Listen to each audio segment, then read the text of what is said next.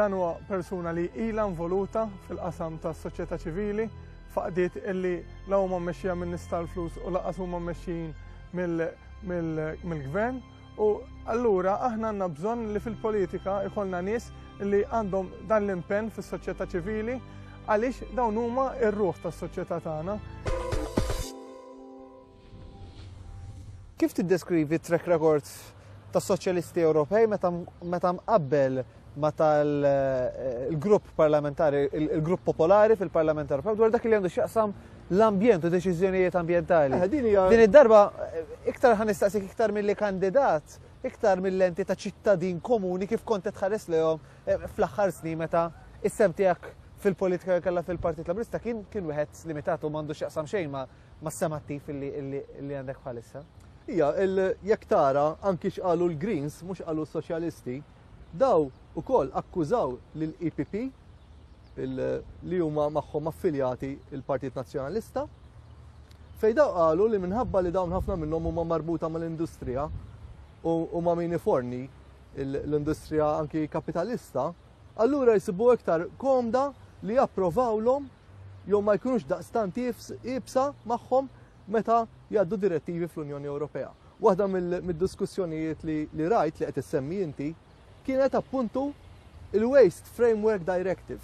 Jekk tara id-dibattitu fil-Parlament Ewropew kien hemm dibattitu fejn daw qalu li din il-liġi direttiva bdiet tiġġebbed isa l-lakstu jew xi kliem hekk biex takkomoda lil xi negozjanti kbar. Naturalment, wieħed irid janalizza sew id-diskors kif sar, però dan kienet anki xi ħaġa li qalu l-Greens, laqas biss qalu s-Soċjalisti, però naħseb li huwa minnu li qed jgħidu. Sem tara li għandu jkollhom l-Europarlamentari Laburisti fil-5 snin li ġejjin? Is-sem Maltin, is-sem tal-Maltin naturalment aħna irdu nimxu mal-politika tal-Partit Laburista fih dan il-Grupp Soċjalista Ewropew, kull pajjiż ikollu l-prijoritajiet tiegħu u naturalment anki kull kandidat ikollu l-prijoritajiet tiegħu. Meta li hija waħda mill-issues ewlenin li hija tidher kemm tal-partit kif ukoll tal-kandidati Laburisti hija l-kwistjoni tal-immigrazzjoni illegali. Qed naraw anki f'dawn il-jiem li għal darb'oħra il-pajjiż tagħna l-Unjoni Ewropea mhux qed tkun l-ispalla li tajn dan il-piż kbir li hawn fuq pajjiżna. Propju dwar dan nixtieq nistaqsik, il-Partit Nazzjonalista qed ibeżża lill-poplu Malti Wawċi illi l-Europarlamentari Laburisti fi Brussell se jqogħdu jinfexxu itelfu jew inkella joħolqu l-ostakli lill-gvern preżenti tal-ġurnata. Nifhem illi inti ma taqbilx ma' din it-tip ta' allegazzjoni. B'mod konkret, x'eżempji tista' ġib illi turi bil-ħidma tal-Europarlamentari Laburisti fil-5 snin li għaddew li ta' bilħaq kienet fl-interess nazzjonali milli kienet aktar b'xi mod ta' kif toħloq ostakli jew inkella xekkel lill-gvern. Biss l-impenn ta' Joseph Muscat, pereżempju, fuq il-kwestjoni tas-satellita. Kellek il-kwestjoni wkoll bdew jitqajmu wkoll il-kwestjoni li semma fuq xi scrapyards fil-pajjiż. Għandek ukoll il-kwistjoni tal-VAT fuq il-karozzi. Ikollok imbagħad ħafna interventi mill-membri parlamentari Ewropej li għalkemm ma jaslux hawn Malta imma waqt id-debate ikunu ħallow ukoll impatt fuq kif jittieħed il-vot finali. Steve ħobb ħafna jsifer. Meta kien żgħir jirrakkonta li kien jaħdem biex imbagħad isifer ħalli hemmhekk jakkwista diversi esperjenzi. Żar xejn anqas minn 40 pajjiż madwar id-dinja, mill-Karibew sal-Far East. Safar, imma safar mhux ġast biex ngħid sifirt, jaqra fuq pajjiż, jaqra fuq affarijiet li mhux soltu ħajiltaqa' magħhom it-turist. U jgħidli pereżempju hemmhekk immorru, u pereżempju mmorru dawk il-postijiet u naraw dawk l-affarijiet. U vera hekk jagħmel. Kull darba meta kien jisifer, bagalja kodba kien jiġib biss.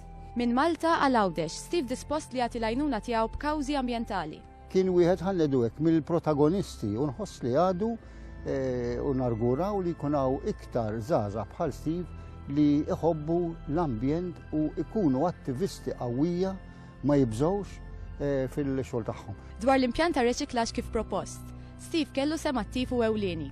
Steve Borch kellu sem attiv fil-kontroversja tal-impjant ta' reċiklaġġ ta' Sant Antnin hawnhekk ġewwa Marsa Scala. Għamel 3 snin jaħdem bħala koordinatur ta' 7 kunsilli lokali fin-nofsinhar ta' Malta dwar din il-kwistjoni tal-impjant ta' riċiklaġġ ta' Sant'Antnin. Tkellem ukoll fl-Unjoni Ewropea fi Strasbourg. Steve Borch kien il-koordinatur ta' dan il-komitat u nista' ngħid li jiena bħala ċermen kol ħdimt tajjeb ħafna miegħu għal fatt li effiċjenti ħafna f'xogħlu u anki kellu knowledge u know-how ta' kif taħdem l-istituzzjoni ġewwa l-Unjoni Ewropea. U allura kien eset għalina bħala kumitat, kien jieħu ħsieb primarjament il-laqat kollha li kien ikollna kif ukoll anki estenda mbagħad ix-xogħol tiegħu meta flimkien ma' sħabi jiena u anki Steve Borch tlajna ġewwa Brussell kif ukoll ġewwa Strasburgu biex nitkellmu fuq dan il-każ. Steve allura kien tista' tgħid bastun fil-biċċa xogħol tagħna u għena ħafna biex tajna nilħu lan tagħna. Dwar Hondo, Steve kien il-ħolqa bejn il-moviment Ħarsin Hondo u Waqda Ambjentali Spanjola. Steve Borch li jikkontattjonna ma' nies minn barra biex nkun nistgħu nagħmlu proġett ta' Hondo, biex nkun nistgħu nagħmlu il-management tal-ilma. Il-kwistjoni partikolari mill-ewwel ħa interess fil-każ, mill-ewwel offra ruħu ġi fuq is-sit ura insomma l-affarijiet li qed jiġru hawnhekk u kif dejjem għamel ħass id-dover ukoll f'dal-każ li jagħmel kampanja jgħin fil-kampanja biex dal-proġett diżastruż jitwaqqaf ġifieri. Il-każ ta' Whittle Asel huwa każ li qajjim tiem fisem il-Partit Laburista wera biċ-ċar illi hemm differenza kbira bejn dak li jgħid il-gvern, dak li jippontifika dwar il-ħarsin tal-ambjent u dak li fil-fatt qed jiġri. X'responsabilità jpoġġi dan il-każ ta' Whittle Asel fuq il-Prim Ministru Lorenzo? Il-Prim Ministru f'dan l-aħħar jiem qal li mhuwiex każ li jista' jagħmel xejn dwaru minħabba li hemm regoli. Però jekk wieħed jifli l-att tal-iżvilupp u l-ippjanar id-Development Planning Act jgħidlek li jekk inti jkollok applikazzjoni u it-tarif li tagħti f'applikazzjoni ma jkunx korrett, allura il-permess jiġi revokat. U dak li talab il-Partit Laburista jien kont wieħed minnhom fl-20 ta' Marzu li għadda flimkien ma' 4 qdiet ambjentali nazzjonali huwa li jiġi revokat il-permess skont ukoll dan l-att li għadda mill-Parlament wara kollox. Ħareġ u b'suċċess biex jiġi salvat Whittle mit-tkabbir tal-Freeport. Steve iddefenda b'suċċess li residenti ta' Birzebbuġa kontra applikazzjoni tal-Malta Freeport li kien ser iwassal it-telfin ta' Whittle kif nafuh illum. Proteġa wkoll il-ħarsin ta' dritt li tgawdi l-proprjetà tiegħek. Steve huwa identifikat ħafna mal-ambjent, partikolarment mal-ambjent naturali u mhux bil-klim biss dejjem ħa parti attiva, partikolarment meta kien mal-Fundazzjoni Wirtartna minarija ukoll mal-Greenpeace dejjem kien attiv u wera ukoll impenn kbir lejn l-ambjent. Nispera li Steve ikompli dejn id-direzzjoni għalija kien ukoll nieħu pjaċir ngħid li nkont l-ewwel head teacher tiegħu. Fl-isfond tagħna qegħdin Marsa Xlokk il-post fejn il-gvern irid ipoġġi inċineratur. Hemm li tkellimt Marsa Xlokk u xlukkajri jafu li tkellimt dwar dan il-qasam l-ixju kollu jibda minn 12 sena ilu.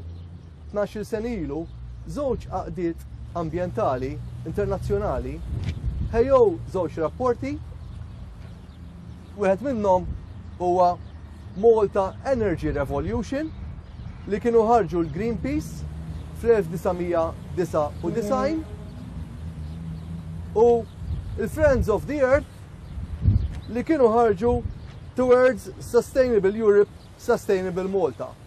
Li f'dawn iż-żewġ rapporti, dawn iż-żewġ għaqdiet internazzjonali kienu talbu lill-Gvern f'dawn id-dokumenti dak iż-żmien fil-99 il-Prim Ministru kien Fenek Adami fej kienu qalulu li fis-snin li ġejjin Malta trid tadotta politika ta' enerġija nadifa. Tibda toħloq enerġija nadifa, ċoe enerġija mir-rieħ, mill-baħar u mix-xemx.